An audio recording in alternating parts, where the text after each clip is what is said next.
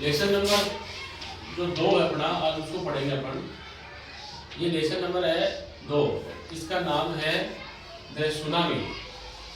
अब सबसे पहले अपन इस सुनामी शब्द के बारे में पढ़ेंगे कि सुनामी होती क्या है, और इसके आने से जब सुनामी आती है तो जनजीवन पर क्या प्रभाव पड़ता है, जनजीवन कैसे अस्त व्यस्त होता है, सुनामी कहाँ से आती है और कब आती है, क्यों आती है, इसके बारे में अपन थोड़ा जान लेते हैं।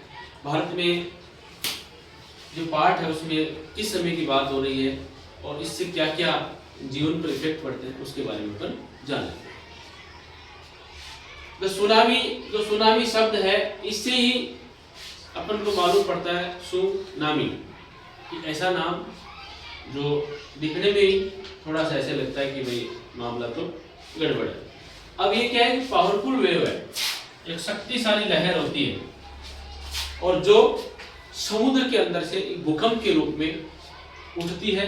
और जब समुद्र में भूकंप उठता है तो क्या होता है कि जो पानी होता है वो इतनी तेज गति से ऊपर उठता है, ऊपर उठ करके इसके पास में जो शहर है, जो बस्तियां हैं, इसके नजदीक जो बसी होती है उनमें वो पानी वहां पर जाता है। और पानी इतना तेज होता है कि सारी की सारी बस्ती, सारे के सारे मकान, उसमें रहने वाले जीव जंतु सभी के सभी उसमें समा जाते हैं। 26 दिसंबर 2004 को रात्रि के समय सुनामी उठती है, जो सबसे पहले कहाँ उठती है, थाईलैंड में उठती है। और थाईलैंड में उठने के बाद में इसका असर है वो इंडिया के कुछ भागों में भी पड़ता है, जैसे अंडमान निकोबार द्वीप समूह और उसके साथ में तमिलनाडु का जो कोस्ट है, तमिलनाडु का जो तट है, वहां पर भी इसका असर पड़ता है। अब इस पाठ में यही बात बताया गया है कि ये सुनामी जब आई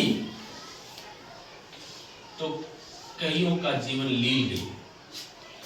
लीलने का मतलब यह है कि इसमें इतना ज्यादा पानी होता है जब ये बाहर फेंकती है पानी को, कि आसपास के कई किलोमीटर के एरिया को अपने अंदर समा लेती है। पानी बहुत ज्यादा होता है।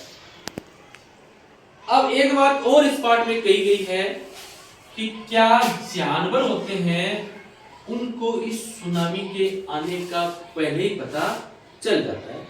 तो देखो, किंवदंती समझो या अपन देखते भी अपने इर्द गिर्द जानवरों को पता चलता है। आपने नहीं देखा कहीं भी झाड़ में कहीं सांप होता है तो चिड़िया होती है उसके ऊपर बोलना शुरू कर देती है, ची ची ची ची ची ची करती है, तो अपन पता लगा लेते हैं कि यहाँ पर कोई भी जानवर है। कुत्ते भी बोलते हैं कई बार, आप ओपरे आदमी को, बड़े आदमी को देख करके। तो ठीक उसी प्रकार से ये जो जानवरों वाली जो बात है, मेरे हिसाब से लगभग सही है, इनको भी सेंस होता है।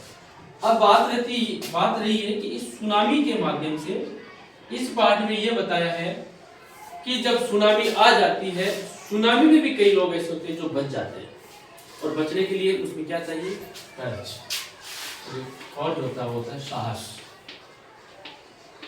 इस पाठ में इस साहस के बारे में और सर्वाइवल, जिंदगी के बारे में बताया है कि कैसे आदमी